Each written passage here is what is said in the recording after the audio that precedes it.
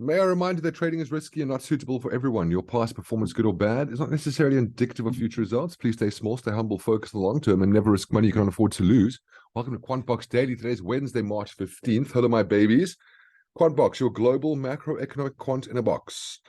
For those of you who are new, it's a fundamental tool that gives you a fundamental bias. It's absolutely amazing. Add it to your trading. It'll tell you exactly what the bias is for any currency pair.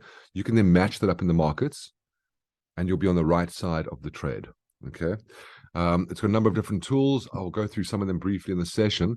And if you like everything, you want to give it a bash, it's just $7.90 for a 1 week trial. Okay. Very, very, very cool.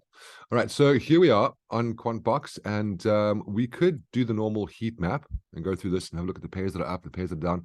I want to do something different though. Okay. There are a couple of opportunities that are currently sitting up in the market. So what we're going to do is we'll take a look. I want to go through everything. Okay. Everything. So the first thing we'll start off with is dollar pairs. So let's just see if there's been any change. Okay, so euro dollar coming through neutral, pound dollar coming through sell, USD CAD coming through buy, Aussie USD coming through sell, and Kiwi dollar coming through neutral. So we got pound dollar, we got USD CAD, and we got Aussie USD. Okay. So let's take a look. So Aussie USD, as you know, we're waiting for price to come up to this resistance over here. Okay. Price, you can see this candle here isn't there yet. Okay. We haven't hit resistance yet.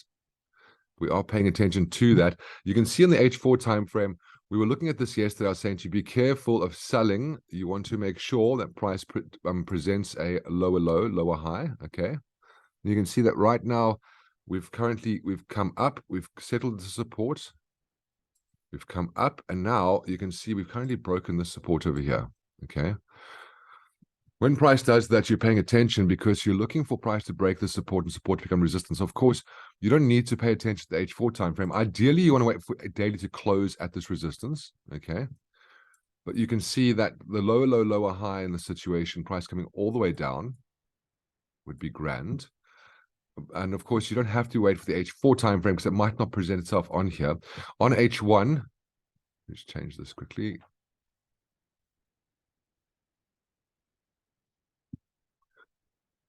Looking at price action here, you could be looking for a lower low, lower high. Okay. Alternatively, you could be looking on the M15 time frame and looking for a lower low, lower high on here. Okay. So once price, I would rather let this candle at least close. Once this candle is closed, then go lower time frame. See if you can get a pullback at resistance and just verify that bearish down the line. Okay. But yes, you can see the price is down here, shot straight up into the resistance. You definitely are paying attention to that, and you're looking for that opportunity. Okay. Gravy. In terms of the USD CAD, okay, so pound dollar, let's take a look at pound dollar quickly.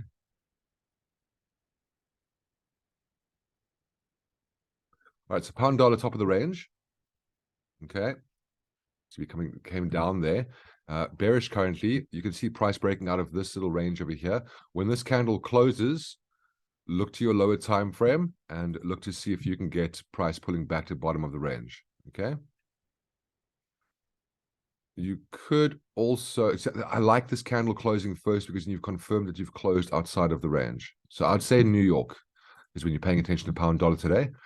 And then in terms of USD CAD, I was doing some stuff in lectures last night, so just excuse the chart.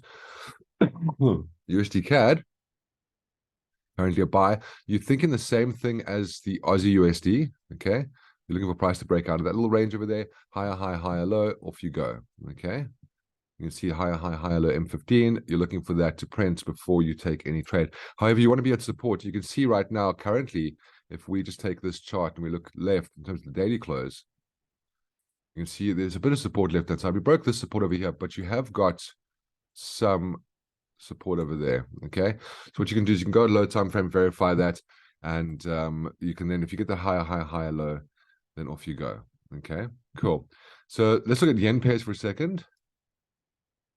Aussie yen coming through with a sell, CAD yen coming through with a sell, Euro yen coming through neutral, pound yen coming through neutral, and Kiwi yen coming through neutral. So Aussie yen and CAD yen. Today might be a good day for Aussie. Well, good day to be trading Aussie. So you can see here, Aussie yen. All right, so you're coming off the profit-taking zone, bottom of the range. You're coming up. I don't like this chart. I'm going to leave it alone. I think there are better opportunities elsewhere. CAD yen, also sideways. Cool. So let's look at our crosses. Look at the Swissies. Euro Swissy coming through, sell. Pound Swissy coming through, sell. Aussie Swissy coming through, sell. Kiwi Swissy coming through, neutral. CAD Swissy coming through, neutral. Okay, so we got Euro Swissy, Pound Swissy, and Aussie Swissy. Let's take a look. Euro Swissy. Okay, you're looking for a pullback to the bottom of the range. Not there yet. Pound Swissy. You're at the bottom of the range. You don't sell there. And then Aussie Swissy. Waiting for a pullback to the bottom of the range. So you leave that alone. Okay, cool. Okay, now because Aussie is presenting what it is in a number of other pairs, let's take a look at Aussie Kiwi. Strong sell. Aussie CAD. Neutral. Well, that is a pity. So let's look at Aussie CAD.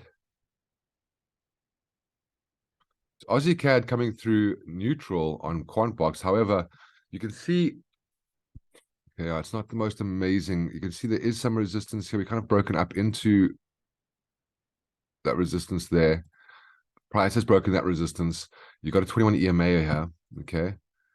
You're looking for a lower low, lower high. Okay. M15. You are currently at 21 EMA and you're currently at this resistance over here. Okay. In terms of Aussie Kiwi,